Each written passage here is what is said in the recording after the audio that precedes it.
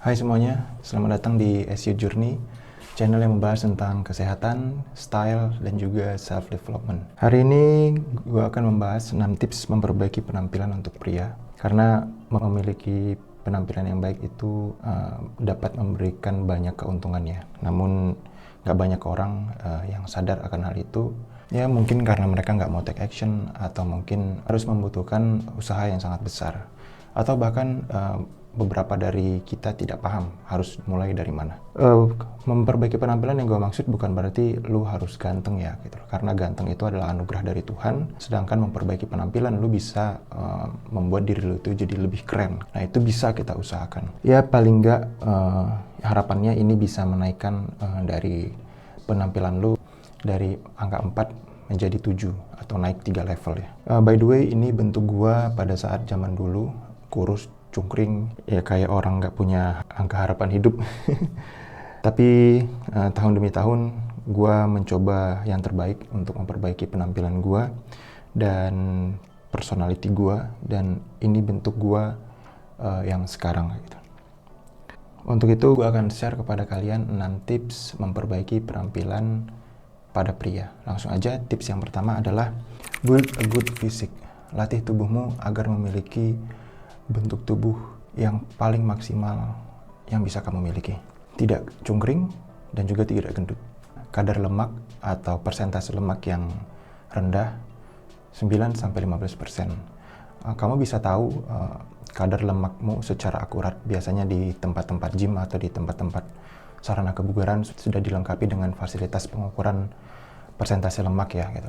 Kamu bisa datang, kamu bilang ke penjaganya kalau kamu pengen ngukur kadar lemak kamu. Biasanya sih ada di beberapa tempat yang ngasih gratis, ada juga beberapa tempat yang mungkin harus bayar ya.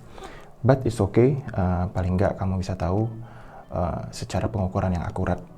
Biasanya nanti akan diperlihatkan fat percentage and visceral fat. Bedanya apa? Fat percentage itu adalah kadar lemak yang ada di bawah kulit, under skin, dan visceral fat itu adalah kadar lemak yang berada di antara organ perut kamu. Gitu. Dua-duanya kamu harus bisa turunin atau berada di angka yang ideal. Untuk fat percentage itu ada di angka 9-15%, sedangkan untuk visceral fat harus ada di bawah angka 9. Kemudian juga memiliki proporsi otot yang seimbang, otot dada, otot bahu, otot punggung, otot kaki, otot lengan, otot trapesius, dan juga otot betis. Dan jangan lupa bahwasannya kamu juga harus memiliki parameter kesehatan yang baik.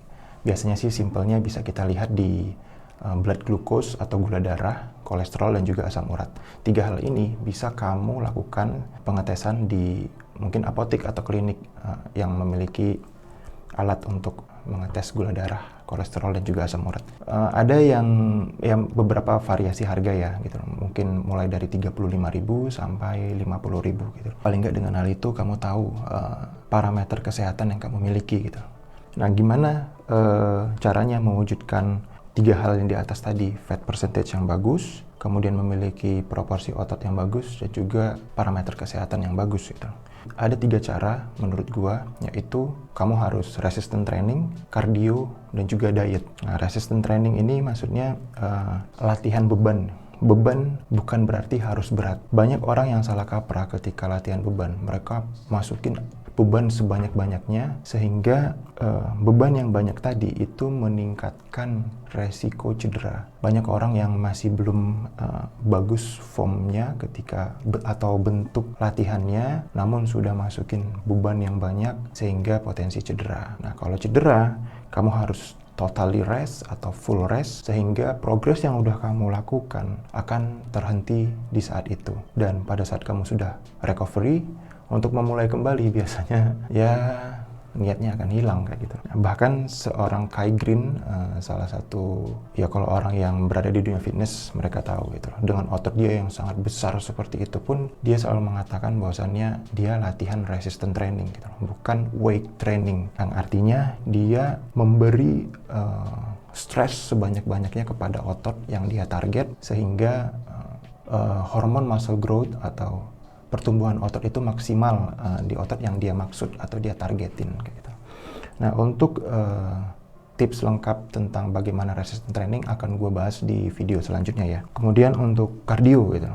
Nah ini nih kardio nih. Banyak anak gym atau orang yang nge-gym anti dengan kardio gitu. Padahal kardio itu bagus untuk kesehatan jangka panjang gitu. Apalagi kamu yang sudah memiliki atau memasuki usia di atas 30 tahun gitu. Kardio adalah olahraga yang sangat-sangat baik untuk kesehatan jantungmu atau kardiovaskularmu. Kardio bisa kamu lakukan banyak cara ya gitu. Yang paling simpel adalah jogging gitu. Namun selain jogging, kamu bisa berenang atau kamu bisa sepedaan, ya macam-macam lah kayak gitu loh. Tinggal kamu pilih aja yang mana yang paling bisa kamu nikmati gitu. Kalau gue memang biasanya gue ambil yang simpel, yaitu gue jogging atau gue lari di treadmill. Kemudian selanjutnya diet. Diet yang dimaksud adalah mengatur pola makan ya. Diet artinya mengatur pola makan, bukan tidak makan. Diet itu berarti kamu harus mengatur kalori intake. Kalau kamu dari cungkring pingin lebih berisi, maka kamu harus kalori surplus, atau kalori yang kamu masukin ke dalam tubuhmu harus lebih besar dibanding kalori yang kamu buang. Besarnya seberapa? Itu ring antara 200 sampai 500 kalori. Dan kalau kamu dari yang gendut, pingin lebih lean atau lebih kurus atau menurunkan kadar lemak, kalori yang kamu keluarkan harus lebih besar dari kalori yang masuk dalam tubuhmu. Seberapa besar perbedaannya? Sama, rentang dari 200 sampai 500 kalori. Untuk penjelasan lebih lengkap lagi tentang diet, lebih detailnya lagi di video selanjutnya. Karena diet pun bukan berarti tentang kalori aja, kita harus mengatur mikronutrisi, yaitu protein, lemak, dan juga karbohidrat. Mikronutrisi adalah vitamin dan mineral. Bonus atau manfaat ketika kamu rutin berolahraga. Rutin berolahraga itu dapat merilis hormon kebahagiaan. Seperti contoh dopamin, serotonin, endorfin, dan oksitosin. Sehingga orang yang rutin berolahraga cenderung memiliki mood yang baik. Tips yang kedua, skincare, haircare, dan hindari paparan UV berlebihan. Skincare untuk pria sebenarnya nggak ribet-ribet amat ya gitu, karena kita cowok nggak suka hal-hal ribet, terutama untuk urusan skincare, karena nanti kesannya kayak terlalu feminim. Pertama, pencuci muka. Kedua, pelembab atau moisturizer. Ketiga, sunscreen. Dan yang keempat itu adalah serum. Serum pun gue pakainya hanya retinol. Kenapa retinol? Karena retinol itu dapat mengurangi kerutan di wajah gitu loh. Nah, cleanser atau pencuci muka, minimal lu pakai pencuci muka ini 2 kali sehari, yaitu pagi pada saat bangun tidur. Tubuh pada saat tidur juga memproduksi keringat atau kotoran, sehingga wajah juga menjadi kotor. Kedua, juga habis dari aktivitas di luar rumah yang membuat wajah lu itu terpapar debu atau kotoran atau polusi. Menjaga kebersihan muka ini penting karena muka yang kotor dapat men-trigger atau menyebabkan tumbuhnya jerawat. Kemudian moisturizer atau pelembab itu. Pelembab biasanya wajib untuk dipakai di malam hari sebelum tidur, supaya pada saat bangunnya wajah lu terlihat fresh dan segar. Kemudian sunscreen, ini wajib lu pakai ketika lu berada di kegiatan di bawah sinar matahari atau di kegiatan luar ruangan atau outdoor ya. Wajah lu itu langsung terpapar matahari dan mengakibatkan gosong. Dan yang terakhir adalah serum. Serum yang gue maksud adalah di sini retinol, karena retinol itu sangat bagus untuk mengurangi kerutan di wajah, supaya wajah lu tidak terlihat lebih tua dari umur lu ya. Kemudian hair care, sampo untuk membersihkan kulit kepala lu dari kegiatan lu sehari-hari. Kemudian conditioner untuk menjaga kelembapan rambut atau nutrisi rambut. Ketiga, ada growth serum untuk menumbuhkan atau memperbaiki bagian-bagian rambut lu yang rontok. Dan juga vitamin. Vitamin untuk rambut itu bagi gue ada 2, biotin dan juga DHT blocker. DHT blocker itu adalah dehydrolyzed testosterone blocker. Jadi untuk pria, kenapa rambut pria cenderung lebih sering mengalami kebotakan atau rontok dibanding wanita? Karena hormon testosteron yang kita miliki gitu. Hormon testosteron itu yang terhidrolyze itu bisa mengakibatkan rontoknya rambut kita. Maka kita perlu DHT blocker. Tapi bagi kalian yang tidak mengalami hal yang ini, kalian bisa skip DHT blocker ya. Namun bagi kalian yang merasa mulai ada kerontokan rambut atau hairline kalian mulai mundur, minum DHT blocker patut untuk dipertimbangkan. Yang terakhir, hindari paparan UV berlebihan. Sinar UV dari matahari itu bagus untuk pria, namun kalau secara berlebihan itu malah akan menjadi bumerang gitu. Kadar UV yang baik itu berada di pagi hari antara jam 7 sampai jam 10 pagi dengan durasi 10 sampai 15 menit.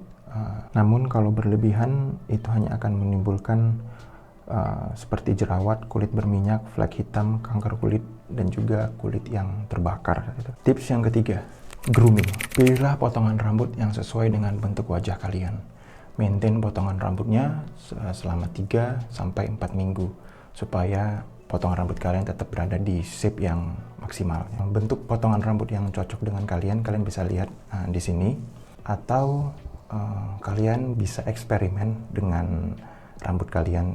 Coba berbagai model potongan rambut, atau kalau kalian tidak mau melakukan eksperimen seperti itu, kalian bisa datangin hairstylist terdekat yang ada di daerah kalian. Hairstylist itu mereka memang punya background pendidikan yang dapat melihat wajah kita itu cocoknya memiliki potongan rambut seperti apa. Memang biasanya harganya sedikit lebih mahal. Kemudian rawat kumis dan jenggot kalian. Jangan biarin tumbuh tidak terkontrol, terus tidak memiliki satu garis yang sama gitu, sehingga malah terlihat seperti orang yang tidak terawat gitu. Niatnya pengen keren malah jadi nggak keren kan kayak gitu. Namun kalau memang kamu tipe orang yang tidak memiliki kumis atau jenggot yang proper gitu, nggak usah dipaksain daripada nanti bentuknya malah jadi kayak kumis lele.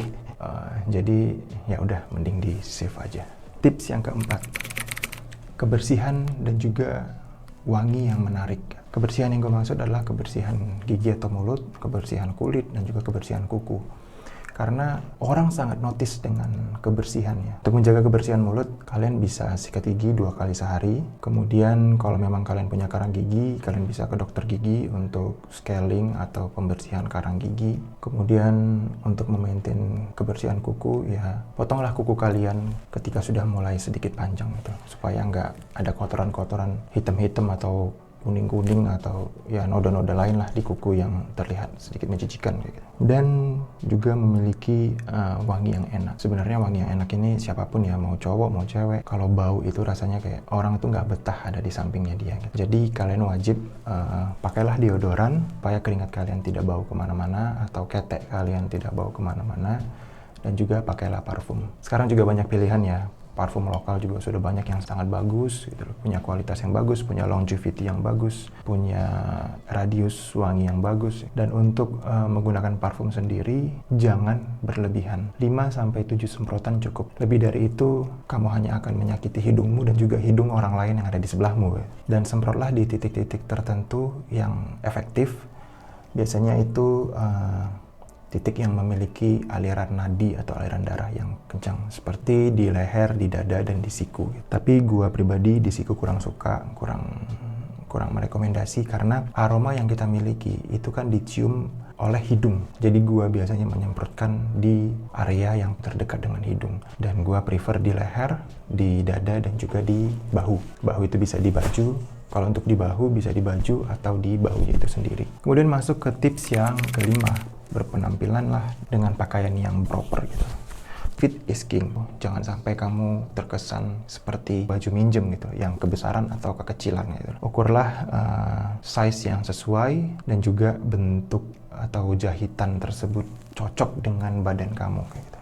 Hindari logo yang terlalu besar pada pakaian kamu, sehingga kamu terlihat seperti mengiklankan sebuah brand yang pada dasarnya kamu sendiri aja nggak dibayar buat hal itu. Buat apa kamu mengiklankan brand orang lain nempel di badan kayak seolah-olah papan baliho atau papan iklan yang berjalan gitu loh. Dan tips terakhir atau tips yang keenam yaitu istirahat yang cukup. Umumnya orang itu 8 jam sehari. Manfaat dari istirahat yang cukup, kita bisa tetap fokus, wajah lebih fresh, dan hormon juga seimbang. Ya segitu aja 6 tips untuk memperbaiki penampilan pada pria dari gua. Kalau kalian merasa video ini menarik atau memberikan manfaat bagi kalian, silakan subscribe dan like video ini, serta klik lonceng untuk notifikasi video-video dari As-Youth Journey selanjutnya. Sekian, terima kasih, sampai jumpa di next video. Sekarang